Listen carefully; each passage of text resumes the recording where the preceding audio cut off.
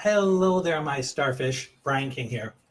What I'm going to share with you is an exercise that I created for a client of mine who's having some real difficulty getting through some serious excuses. And I wanted to share this strategy with you because it's a very, very helpful framework and it's a solid foundation for beginning the work of getting past the self-sabotaging. Now, remember that this is the foundation. The stuff that comes up in response to these tips or questions that I give you is where the real work is done. And keep in mind that the implementation piece of this is usually where clients utilize me the most. So this framework, these questions are the start, not the end all and be all. So remember that, okay? But it's a very powerful start. So let's give a little context for people with ADHD in particular. As you know, we grow up hearing about 20 times more criticism than the average person. And that builds up over time to equal shame, very poor self-confidence, not believing in yourself, not wanting to take a risk, always wanting to make other people happy at the expense of ourselves.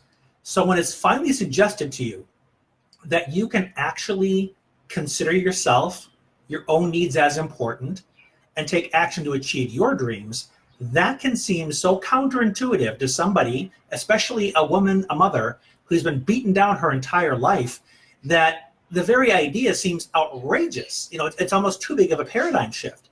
So they kind of put it in the background and live a life of quiet desperation instead of considering the fact that you can actually be happier or be doing better financially, relationship-wise, your health-wise than you've been doing. So we're often up against that kind of a resistance when trying to do something new for ourselves. So when I introduce certain concepts to people, sometimes it can be harder to get through than others, but not impossible. And one of the ways that we begin to make this shift is to first identify the nature of the inner critic.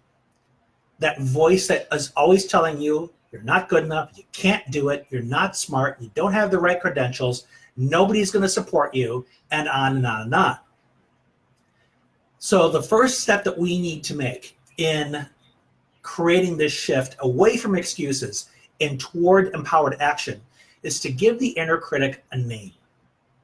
In my case, my inner critic is named Rufus. And why? Well, honestly, because I find that name a little silly. So it's hard for me to take seriously a Rufus criticizing me. It's also not a name I think I will encounter in my social circles. Because when you name your inner critic, you don't want to pick your favorite person because then you start creating negative associations with that name. So your best friend Sue cannot be the name of your inner critic. Find some weird name or even make it up. Somebody that annoyed you as a kid or just a name that's always kind of bugged you, use that as the name for your inner critic. Now, once you've named your inner critic, it's important to start thinking of this as a separate entity from you. It's no longer you telling yourself this negative stuff.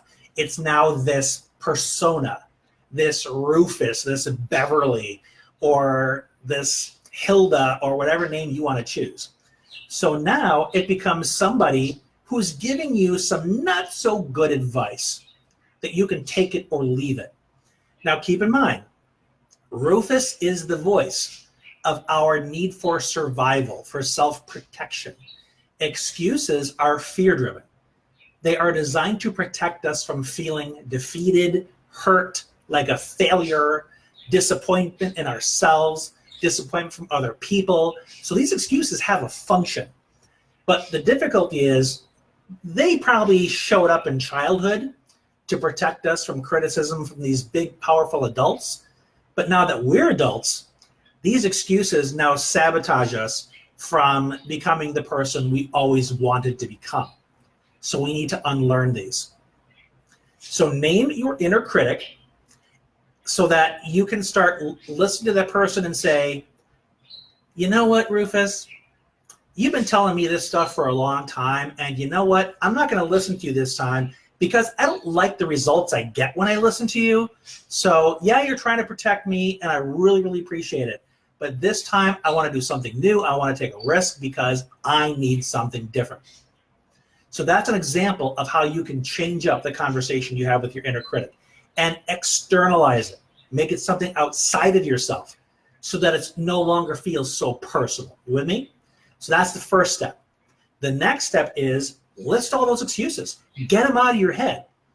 Because when they're swimming around there all the time, they're really hard to manage, especially when they're in the snowstorm that is the ADHD brain. So list them all out. Excuses like, oh, I'm too tired, I don't have enough money, I don't have the time, I don't know the right people, I don't have the right education. List them all out so you can get a look at them, because the first thing you're going to discover is that this is just language. This is just the language you have learned or chosen to describe your resistance to taking new action. And this is how it shows up. It shows up as excuses. Now, once you've got the list, we're going to go through each one of them, okay? So after you listed it, you're going to go, starting with the top one, and ask yourself the question, what feeling does this excuse protect me from? Does it protect me from the feeling of failure? Does it protect me from feeling like an imposter? Like, who the heck am I to be doing this and putting myself out in this way? So name that feeling. Then the next step is, what action is this excuse helping me avoid taking? Maybe it's calling a prospect to see if they want to do business with you. Maybe it's finally talking to your mother about that thing she's been doing your whole life that really bugs the crap out of you. And if you took that action, the feeling might be mom's disapproval, mom's anger, whatever it is. So what feeling is the excuse protecting you from? And what action is it helping you avoid taking? Next question.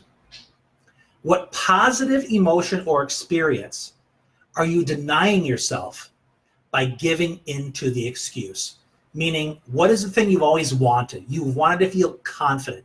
You've wanted to feel good enough. You wanted to feel like you mattered. But because you are leaning into this excuse, it's preventing you from having that feeling. That feeling that you are worthy of love, that you're worthy of being friends with, that you're worthy of spending time with. Are these excuses preventing you from having that feeling? So that's that question. After you've answered that, now you want to ask yourself this. What empowering belief needs to replace this excuse? So the opposite of, oh, I'm too tired. And trust me, I've used this one to the ninth power. You know, I wasn't doing my best self-care when I was diagnosed with the MS a couple years ago. I'll be honest with you, I kind of gave into it in some respects and felt a little defeatist. Then as my mobility got worse, I started to get frightened at the fact that I may be bedbound and I won't be able to go out and enjoy the world, and that's just not acceptable to me. I need to learn new things. So instead of believing I'm too tired, my empowering belief was, I can find the energy I need to do what I want to do. So if I say I need to find the energy, well, okay, what are my options? I started taking some new supplements that reduce the inflammation. I started taking more naps. I identified where my peak periods of the day were, primarily in the morning, like now. So I put my most important work during that time frame so that when I was awake, I could do my best. And when I was legitimately tired, I could do self-care, as opposed to using I'm tired as procrastination. Make sense? And finding the empowering belief may be a little tricky, but that's why you have me, the master of language and mindset, to help you reframe it in a way where it not only feels true, but it feels actionable, something you can do something about. So after you've replaced each excuse with a new empowering belief, you ask yourself, what action must I take based on this new belief to give me the feeling or experience I want? So in other words, now that you believe something new, what are you going to do with it? What's the first step? Because you want to win as quickly as possible, because that shows you that you're on the right track. With me? Now, Final step, make an appointment to do it. Because once you've decided, I believe this new thing, I'm going to take some action on it, but, my favorite show is coming on in a couple of minutes, but I promised my friend I'd meet for lunch, and the excuses start piling on again. That is not failure. What that is an indication that your inner critic, your Rufus, is hard at work. And we need to keep addressing that inner critic and increase your distance between you and that voice having influence, so that when you answer these questions and start implementing these new beliefs and steps, that the inner critic has far less say in the matter. And these new beliefs and these new empowered feelings can take hold and be the driver behind your new action.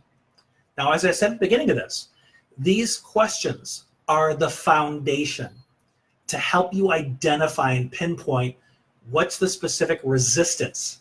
What are the feelings or experiences you are looking to avoid because you've decided they're too dangerous to take the risk?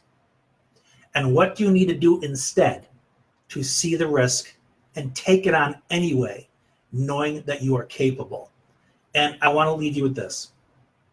One thing I hear from my clients a lot is they don't feel like there's anybody in their life that believes in them or supports them. But once you are a member of my community, that is no longer true.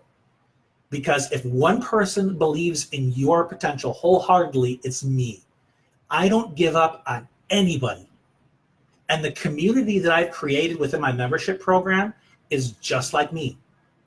We won't criticize you when you take 2 steps back. We won't be disappointed if you don't follow through, because we've been there. We get it. We know how difficult the journey can be, and we will always have your back. We will always lift you up, and every time you fall, we will catch you. That's a promise I make to you when you enroll in my membership program and get the coaching and the accountability and the support you've always wanted but rarely had. So PM me with information on how to join today so we can help you get past those excuses, get empowered, and start living the life you've always wanted, because it's about damn time.